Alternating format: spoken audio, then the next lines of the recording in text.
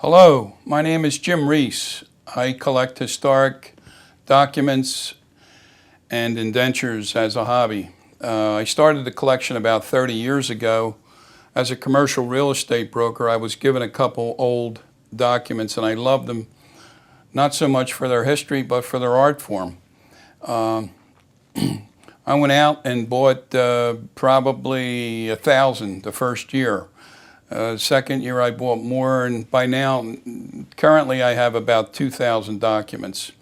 And I get great enjoyment out of the research. But really what a document is, it's a real estate indenture is, at least the old ones, are made out of vellum. Vellum is the underside of a cow, sheep, or pig skin. Sometimes they're called parchment. But what they did was they cleaned the skin, they stretched the skin, and then they cut it.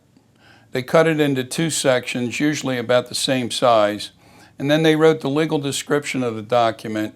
And at the very top of the document, they would put what I call the indenture.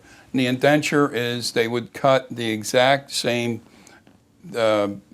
cut on both documents. One went to the courthouse and the other went to the buyer of the property, and then years later when the buyer was a seller, they would match indentures. That's how they had clear title in those days.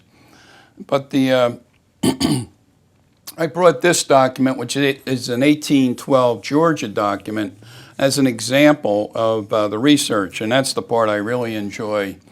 There's a couple names in here that I haven't really researched. One is a fellow by the name of Wade Hampton, and the other is James Greenleaf. I think I know who he is. He was affiliated with Robert Morris.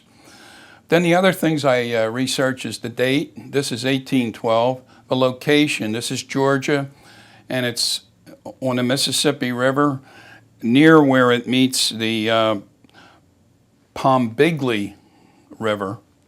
And that's kind of interesting, because once I find out the location, then I can find out its relevance. 1812, right off the bat, I'm thinking, the war between Great Britain and England, or Great Britain and America took place in the War of 1812, so maybe it had something to do with that.